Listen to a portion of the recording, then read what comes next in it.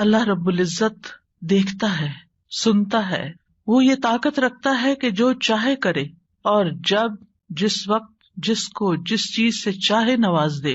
اس لیے اگر ہمارا یہ یقین ہے کہ ہمارا رب ایسا ہی ہے تو اس چیز سے ہمارے اندر دعا کا جذبہ اور زیادہ پیدا ہوگا۔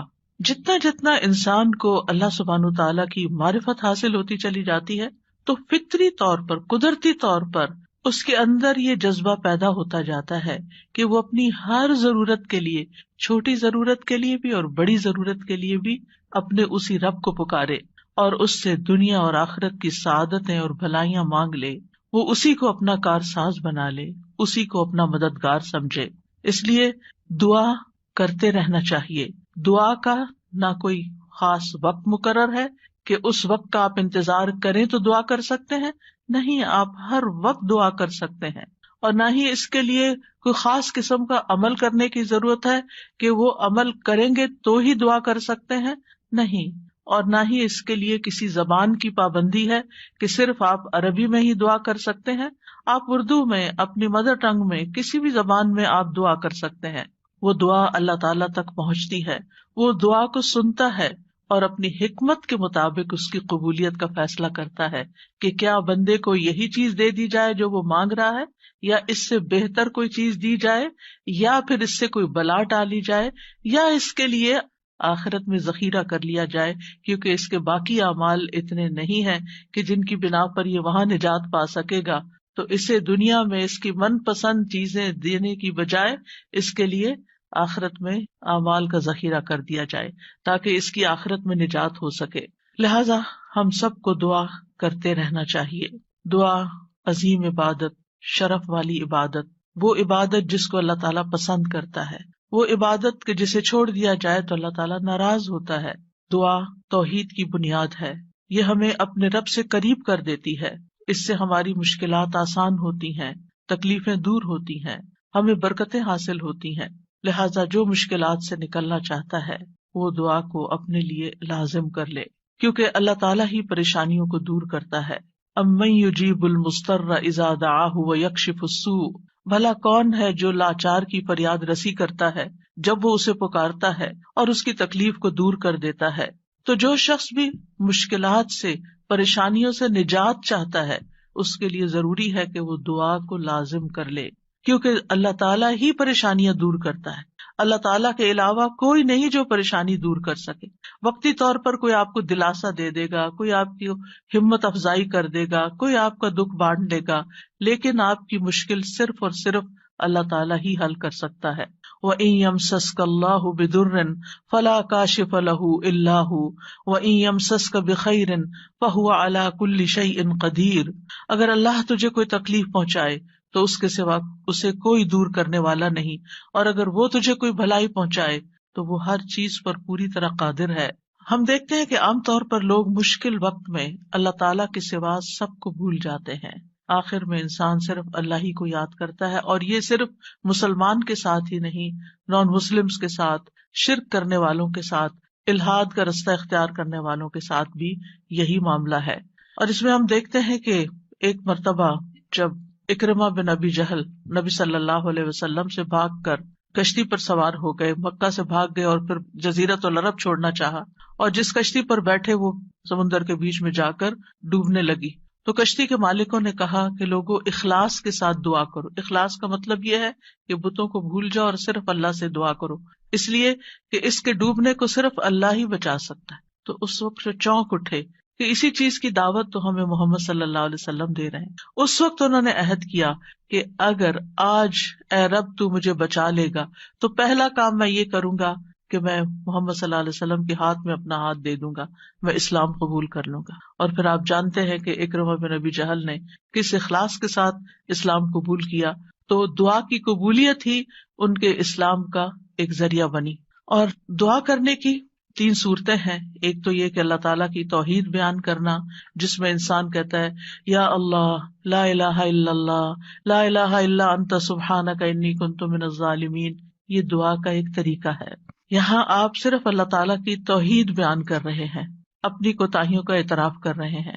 پھر اسی طرح آپ کہتے ہیں ربنا، اے ہمارے رب، یہاں بھی آپ اپنے رب کو رب کہہ کے پکار رہے ہیں، گویا اللہ تعالیٰ کی تعریف کر رہے ہیں. اور پھر دوسرا طریقہ یہ ہے کہ اللہ تعالیٰ سے انسان صرف بخشش کا سوال کرتا رہے اور رحمت کا سوال کرتا رہے، جیسے استغفر اللہ استغفر اللہ استغفر اللہ. کیونکہ اگر آپ کی بخشش ہو گئی تو آپ کے راستے میں جتنی بھی مشکلات ہیں وہ خود بخود حل ہونا شروع ہو جائیں گی. یعنی آپ کو اس وقت کہنے کی ضرورت نہیں ہوگی کہ یار اب مجھے یہ چاہیے، مجھے وہ چاہیے. آپ صرف یہ کہتے ہیں کہ اللہ وہ گناہ جو میرے اور تیرے بیچ میں حائل ہو گئے ہیں، جو تیری رحمت تک مجھے پہنچنے نہیں دے رہے، یا رب تو ان کو دور کر دے، تو مجھے معاف کر دے. اور یہ چیز انسان کی مشکلات دور کرنے کا ذریعہ بن جاتی ہے اور اس کی حاجات پوری ہونے کا ذریعہ بن جاتی ہے، جو بھی اس کی زندگی میں کوئی حاجت اور ضرورت ہوتی ہے. اسی طرح کبھی آپ اللہ سے صرف رحمت کا سوال کر رہے ہوتے ہیں، یا حی یا قیوم برحمتک استغیث، صرف رحمت مانگ رہے ہوتے ہیں. کیونکہ اگر اللہ سبحانہ وتعالیٰ کی رحمت آ جائے تو ساری مشکلات ہی آسان ہو جائیں، پھر تو کوئی غم ہی نہ رہے، کوئی پریشانی ہی نہ رہے. اور تیسرا طریقہ ہے کہ انسان اللہ تعالیٰ سے اپنی دنیاوی حاجات مانگے یا آخرت کی ضروریات مانگے، جیسے اے اللہ مجھے مال دے، اے اللہ مجھے اولاد دے، اے اللہ مجھے گھر دے، اے اللہ مجھے گاڑی دے. اور صحابہ اتنی چھوٹی چھوٹی چیزیں بھی مانگتے تھے، جیسے جوتی کا تسمہ اگر ٹوٹ گیا تو بھی اللہ سے مانگتے تھے. چھوٹی سے چھوٹی ضرورت سے لے کے بڑی سے بڑی ضرورت تک براہ راست اللہ تعالیٰ سے مانگی جا سکتی، اور اس میں کوئی عیب کی بات نہیں، کوئی گناہ کی بات نہیں. وہ آپ کا رب ہے، وہ سب سے زیادہ آپ کا خیر خواہ ہے، لہٰذا آپ اس سے نہیں مانگیں گے تو کس سے مانگیں گے؟ اور وہ جو سب کچھ دینے پہ قادر ہے، اس سے نہیں مانگیں گے تو کس سے مانگیں گے؟ لہٰذا اس کو پکارتے رہنا چاہیے. تو نمبر 1 طریقہ صرف اللہ کی توحید بیان کرنا، اللہ کی تعریف کرتے رہنا. عرفہ کے دن کی سب سے بہترین دعا کیا ہے؟ لا الہ الا اللہ وحدہ لا شریک لہ لہ الملک ولہ الحمد وہو علی کل شیء قدیر. اس میں کیا مانگا آپ نے؟ کچھ بھی نہیں. آپ نے صرف اللہ کی توحید بیان کی ہے، لا الہ الا اللہ کہا ہے، وحدہ کہا ہے، لا شریک لہ کہا ہے، اپنے آپ کو اللہ کے لیے خالص کیا ہے. یہ دعا ہے. اور پھر دوسرا یہ کہ استغفار اور رحمت کی دعا. اور تیسرا کوئی بھی ضرورت جو ہو کسی بھی زبان میں، کسی بھی چیز کی، روحانی، جذباتی، مادی، دنیا کی، آخرت کی، کوئی بھی چیز وہ مانگتے چلے جائیں. ہم دیکھتے ہیں کہ انبیاء علیہم السلام اپنی حاجات اللہ تعالیٰ کے سامنے رکھتے تھے، مشکل وقت میں اللہ تعالیٰ کی طرف رجوع کیا کرتے تھے. کانوا اذا فزعوا الی الصلاۃ، یہ حدیث ہے مسند احمد کی، کہ انبیاء پر جب بھی کوئی پریشانی آتی تو وہ نماز کی طرف متوجہ ہو جاتے تھے، نماز پڑھنے لگتے تھے. اور کل ہم نے پڑھا تھا کہ دعا کی 2 بڑی قسمیں ہیں، دعائے عبادت اور دعائے مسئلہ. کہ عبادت بھی بذات خود دعا ہے، دعائے حال ہے، یعنی ہم ایسی حالت میں ہیں، ایسی عبادت میں ہیں کہ جو اللہ کی رحمت کو ہماری طرف متوجہ کر رہی ہے. انسان سب سے زیادہ اللہ کے قریب کہاں ہوتا ہے؟ سجدے کی حالت میں، اقرب الیہ. لہذا خوب وہاں دعا کرنی چاہیے. تو نماز بذات خود پریئر ہے، اس کو کہتے بھی پریئر ہے. صلاۃ کا معنی بھی دعا ہے، تو وہ تو دعا کا مجموعہ ہے. اسی لیے وَاسْتَعِینُوا بِالصَّبْرِ وَالصَّلَاةِ، جب انسان پر کوئی مشکل آئے تو فوراً نماز کی طرف جائے اور نماز پڑھ کر اللہ تعالیٰ سے دعا بھی کرے. اور بذات خود اگر نوافل پہ نوافل بھی پڑھ رہا ہے یا طویل قیام کر رہا ہے، طویل سجدہ کر رہا ہے، تو یہ بھی ایک طرح سے دعا یا عبادت ہی کی حالت میں ہے. انبیاء علیہم السلام کی دعائیں کیوں قبول ہوئی؟ ہم ایک کے بعد ایک پیغمبر کے بارے میں قرآن مجید میں پڑھتے ہیں اور ہر پیغمبر کی دعا کے بارے میں پڑھتے ہیں کہ وہ قبول ہو گئی. کیوں؟ انہم کانوا یسارعون فی الخیرات ویدعوننا رغبا ورہبا. 2 کام تھے ان کے. ایک تو یہ کہ وہ نیکی کے کاموں میں بہت جلدی کرتے تھے، یسارعون فی الخیرات. تو دعاؤں کی قبولیت کے لیے کیا ہے؟ نیکیوں میں جلدی کریں، نیکیوں میں دوڑ لگائیں، نیکیوں میں آگے بڑھیں. وَيَدْعُونَنَا رَغَبًا وَرَهَبًا، اور وہ ہمیں پکارتے تھے رغبت کے ساتھ بھی اور رہبت کے ساتھ بھی، امید کے ساتھ بھی اور خوف کے ساتھ بھی. تو انسان کو اپنے رب کو امید اور خوف دونوں طریقوں سے پکارنا چاہیے. تو ہم دیکھتے ہیں کہ آدم علیہ السلام پر جب پریشانی آئی، شیطان کے کہنے میں وہ آ گئے اور پھر انہوں نے دعا کی، ربنا ظلمنا انفسنا وان لم تغفر لنا وترحمنا لنکونن من الخاسرین، کہ اے ہمارے رب، ہم نے اپنی جانوں پر ظلم کیا، اگر تو نے ہمیں نہ بخشا، ہم پر رحم نہ کیا تو ضرور ہم خسارہ پانے والوں میں سے ہو جائیں گے۔ تو کیا ہوا؟ اللہ تعالیٰ نے دعا قبول کی، فَتَلَقَّى آدَمُ مِن رَبِّهِ كَلِمَاتٍ فَتَابَ عَلَيْهِ إِنَّهُ هُوَ التَّوَّابُ الرَّحِيمُ۔ اللہ سبحانہ وتعالیٰ نے آدم علیہ السلام کی توبہ قبول کر لی۔ نوح علیہ السلام کی قوم نے ان کے ساتھ بہت برا سلوک کیا۔ كذبت قبلهم قوم نوح فكذبوا عبدنا وقالوا مجنون وازدجر فدعا ربه انی مغلوب فانتصر۔ ان سے پہلے قوم نوح نے بھی جھٹلایا تھا، بس انہوں نے ہمارے بندے کو جھٹلا دیا اور کہنے لگے یہ مجنون ہے، اور وہ بری طرح جھڑک دیا گیا۔ یعنی قوم کے اوباش قسم کے لوگ ان کے ساتھ ڈانٹ ڈپٹ بھی کرتے تھے، اور بعض روایات میں آتا ہے کہ انہوں نے ان کو اتنا مارا کہ بے ہوش کر دیا۔ تو انہوں نے اپنے رب کو پکارا، انی مغلوب، رب میں مغلوب ہو گیا ہوں، میرا ان پہ کوئی بس نہیں چلتا، میں ان کے ساتھ ہر طریقہ آزما چکا ہوں، یہ نہیں مانتے، بس تو میری مدد کر۔ کیا ہوا؟ اللہ تعالیٰ فرماتے وَنُوحًا إِذْ نَادَى مِن قَبْلُ فَاسْتَجَبْنَا لَهُ فَنَجَّيْنَاهُ وَأَهْلَهُ مِنَ الْكَرْبِ الْعَظِيمِ۔ اور نوح کو بھی جب اس نے اس سے پہلے پکارا تو ہم نے اس کی دعا قبول کر لی، پھر اسے اور اس کے گھر والوں کو بہت بڑی گھبراہٹ سے بچا لیا۔ وَلَقَدْ نَادَانَا نُوحٌ فَلَنِعْمَ الْمُجِيبُونَ، اور بلا شبہ یقیناً نوح نے ہمیں پکارا تو یقیناً ہم بہت اچھے قبول کرنے والے ہیں۔ اللہ تعالیٰ نے ان کی دعا قبول کر لی اور پوری قوم کو ڈبو دیا سوائے ایمان والوں کے، اور اپنے بندے کا بدلہ لے لیا۔ یونس علیہ السلام کی مثال ہمارے سامنے ہے کہ جب اپنی قوم سے ناراض ہو کر، غضبناک ہو کر چلے گئے تھے، چلتے چلتے سمندر تک، سمندر سے کشتی میں، کشتی سے مچھلی کے پیٹ میں، اور مچھلی چلی گئی سمندر کی تہہ میں، اندھیروں پر اندھیرے۔ فنادا فی الظلمات اللہ الہ الا انت سبحانک انی کنت من الظالمین۔ تو اس نے اندھیروں میں پکارا، تیرے سوا کوئی معبود نہیں، تو پاک ہے، یقیناً میں ظلم کرنے والوں میں سے ہوں۔ تو ہم نے اس کی دعا قبول کر لی اور اسے غم سے نجات دے دی، اور اسی طرح ہم ایمان والوں کو نجات دیتے ہیں، اوروں کو بھی دیں گے۔ ان ساری مثالوں میں ہمارے لیے سبق ہے۔ ہمارے حالات کتنے بھی تنگ ہوں، ہم کتنی بھی پریشانی میں ہوں، لیکن پیغمبروں سے زیادہ پریشانی ہم پر نہیں آئی۔ بعض جگہوں پر آتا ہے کہ آدم علیہ السلام 300 سال تک یہ دعا کرتے رہے، روتے رہے کہ مجھ سے غلطی ہوئی ہے۔ بالآخر رب نے ان کو کلمات سکھائے اور پھر دعا انہوں نے مانگی اور ان کی نجات ہوئی۔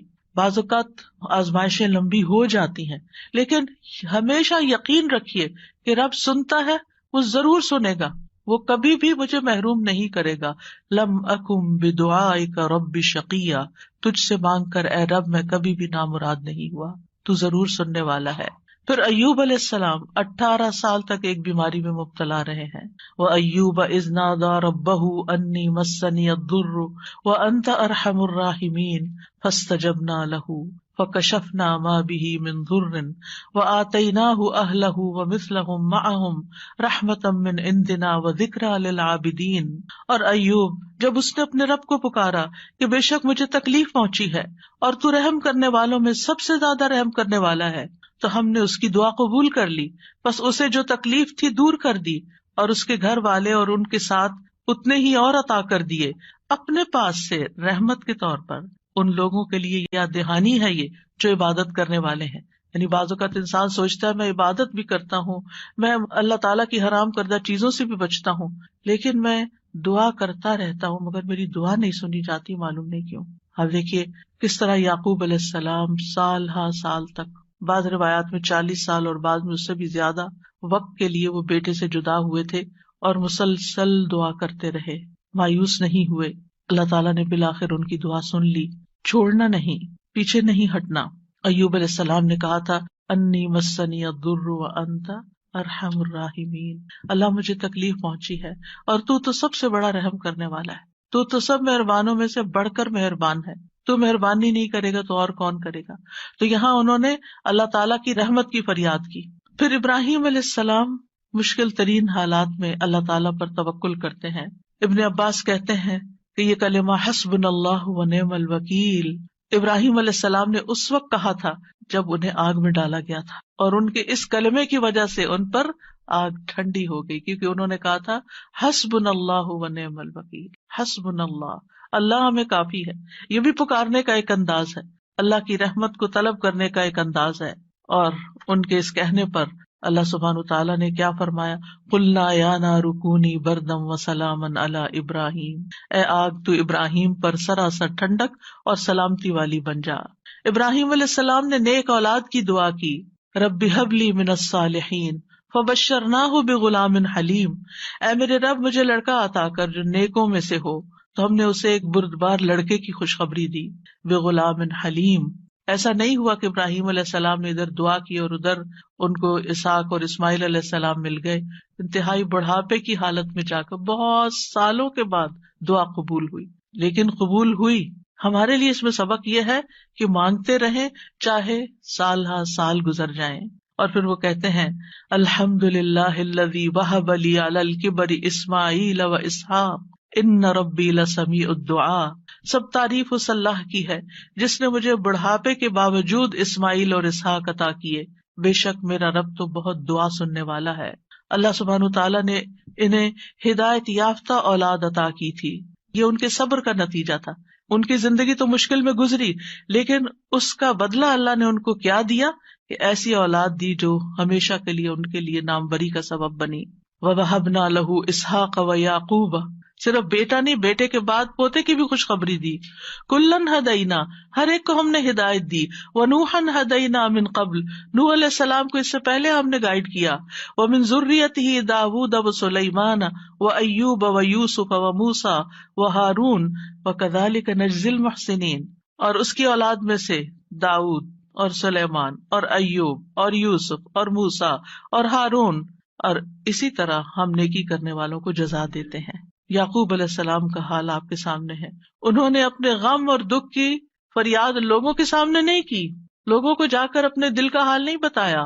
کیا کہا، انما اشکو بثی وحزنی الی اللہ واعلم من اللہ ما لا تعلمون۔ یعقوب علیہ السلام نے کہا، بے شک میں اپنی بے قراری اور غم کی شکایت صرف اللہ سے کرتا ہوں، اللہ ہی میرے دل کا حال جانتا ہے کہ یہاں کیسی کیسی بے قراری ہے بچے کی جدائی میں، اور میں اللہ کی طرف سے وہ باتیں جانتا ہوں جو تم نہیں جانتے۔ بہت کچھ جاننے کے باوجود انہیں یہ نہیں پتا تھا کہ بیٹا مصر میں ہے، اللہ نے نہیں بتایا۔ وہ کہہ سکتے تھے نا، اللہ تعالیٰ مجھے بتا دیں وہ کہاں ہے، آپ تو جانتے ہیں، آپ مجھے بھی بتا دیں، لیکن اللہ سبحانہ تعالیٰ نے اس کا بھی ایک وقت رکھا تھا۔ اگر پیغمبروں کے لیے قبولیت کا ایک وقت ہے تو ہمارے لیے بھی دعاؤں کی قبولیت کا ایک وقت ہوتا ہے۔ قبولیت کا مطلب یہ نہیں ہوتا کہ بس منہ سے نکلتے ہی بات آپ کی فرمائش پوری ہو جائے۔ اور پھر آپ دیکھیے کہ کس طرح اللہ تعالیٰ نے ان کی دعا قبول کر لی۔ اور پھر ہم دیکھتے ہیں کہ یوسف علیہ السلام کی مثال، انہوں نے تو اپنے لیے ایک انوکھی ہی دعا مانگی، قال رب السجن احب الی، قید خانے میں جانے کی دعا کی تاکہ ان عورتوں کا قید اور مکر جو ہے وہ ان سے دور ہو جائے۔ فاستجاب له ربه فصرف عنه کیدہن، رب نے اس کی دعا قبول کر لی اور ان عورتوں کا مکر فریب حضرت یوسف سے ہٹا دیا۔ انہ هو السمیع العلیم، بے شک وہ خوب سننے والا، خوب جاننے والا ہے۔ پھر موسیٰ علیہ السلام کی دعا، کس طرح وہ مدین پہنچتے ہیں تھکے ہارے، کئی دن کے پیدل سفر کے بعد جا کر ابھی بیٹھتے ہیں تو فوراً دیکھتے ہیں کہ کچھ لڑکیاں اپنا ریوڑ لے کے کھڑی ہیں، پانی نہیں پلا پا رہی، خود تھکے ہوئے ہیں، خود بھوکے بھی ہیں، پیاسے بھی ہیں، زخمی بھی ہیں، کچھ فیوچر کا نہیں پتا، لیکن کیا کرتے ہیں، سب سے پہلے اپنے رب کو پکارتے ہیں، ربی انی لما انزلت الی من خیر فقیر، اور صرف دعا مانگ کے وہیں درخت کے نیچے بیٹھ نہیں جاتے، بلکہ اٹھ کے ان بچیوں کے پاس جاتے ہیں کہ یہ تمہارا کیا معاملہ ہے، اور ان کے سارے ریوڑ کو پانی پلاتے ہیں۔ اور آپ سوچئے کہ ایک شخص جو خود اتنا تھکا، وہ اپنے آپ کو وہاں رکھ کے دیکھیے، اگر ہم اتنا لمبا سفر کر کے آئیں اور ہم سے کوئی پانی مانگ بیٹھے، خود تو آفر کرنا دور کی بات، کوئی اور مانگ بیٹھے تو شاید ہم جھڑک ہی دیں کہ میں نے بھی تو اتنا ہی سفر کیا نہیں جتنا تم نے کیا۔ یہیں سے تو ہماری لڑائیاں فساد شروع ہوتے ہیں گھروں میں۔